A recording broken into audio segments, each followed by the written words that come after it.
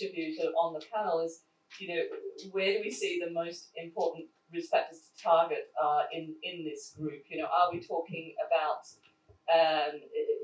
things in young girls? Are we talking about things in women planning to get pregnant? Are we talking about things after birth?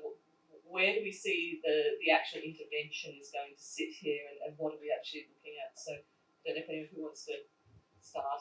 And Dr. Selman, where would you see intervention around these areas, around metabolic syndrome, maybe coming into the public health programming and things? Yeah, I personally feel we should start with the adolescence. See, the preconceptional or interconceptional period is something like an iris screening strategy we are trying to focus. But ultimately, if we want to bring down, so we need to focus on the adolescence. That's the only way.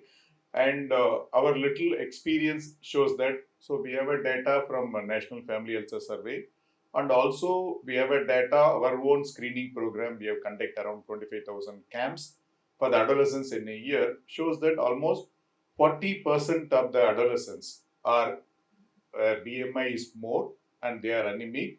They are at the risk of all those things. So your critical risk factors for GDM, that's increased age or their BMI, unless and otherwise you control it at the adolescence, it will be very difficult to do it at the later date. See, it is not picking up the case earlier, but our ultimate goal is that we should reduce the emergence of the risk factors. If we want to do that, we need to touch upon the adolescence. We need to start early. And we need to wait for a longer time.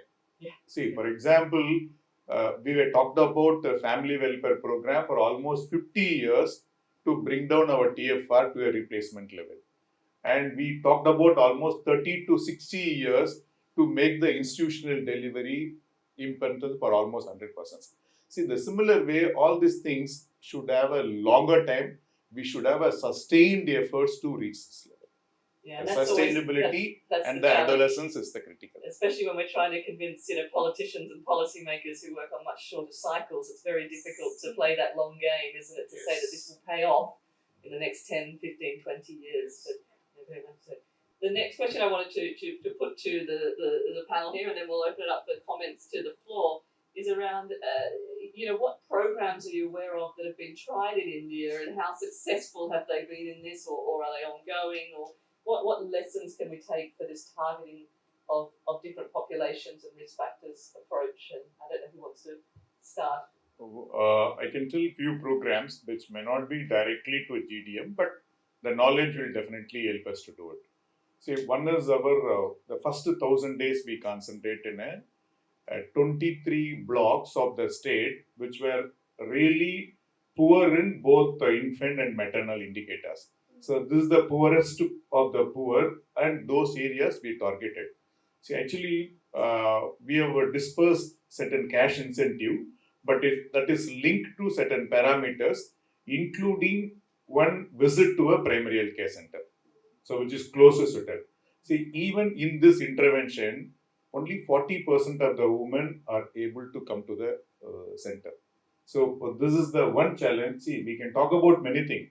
See, in our state, we have around 10 lakh antenatal mothers in a year, and the services is being provided more than 40, 55, so 4,000 to 5,000 healthcare providers, and they are all at different levels of experience or expertise.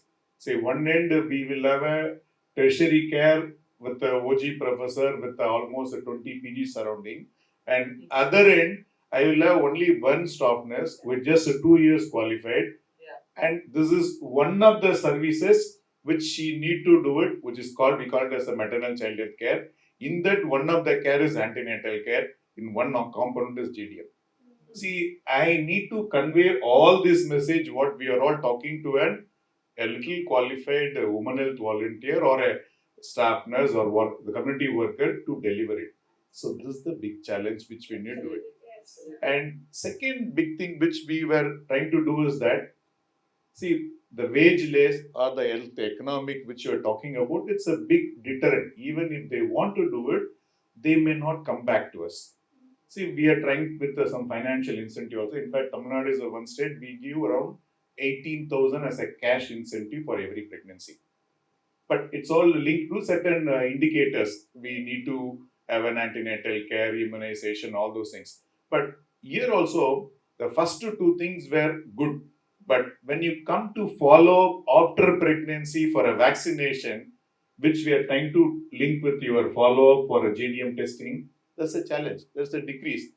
Cash incentives needed, but still there is a challenge in getting it. And so can I just interrupt? So is there a cash incentive for postnatal follow-up, or is the cash incentive more around antenatal? yes, because we have done in such a way that early antenatal registration has got one incentive, and after completing 2-3 antenatal visits per set of investigations, including HIV and TB, is got one incentive. And an institutional delivery, if it is happening in a government institution or an empaneled private institution, one incentive. Then at the end of 6 weeks, with your third dose of pentavalent, we'll have one incentive. And when you complete your measles and rubella vaccination, one incentive. See, in this way, we have combined the entire spectrum of antenatal, postnatal. This is where your GDM follow-up, when the mother is coming for 6 months of vaccination, we are trying to do it. But still the challenge exists. But this is a bigger framework under which we can ride on. Maybe I can add one point. Yeah. So it is no more a rural-urban divide. In fact, the problem is bigger in urban now. So with the growing urban population and growing urban slums, where there's a bigger problems in the urban slums, including all your climatic change or drug, whatever is happening, it is getting affected in these urban slums. So we need to concentrate, and we are talking about this volunteers, the self-help group. So in fact, this is more stronger in the rural area, where they support not only health, economically also they're supporting, and the environment in which the rural folks are living is comparatively better now compared to your air quality, pollution, vehicle, all those things. It's going to be a big impact on the people living in the urban slums.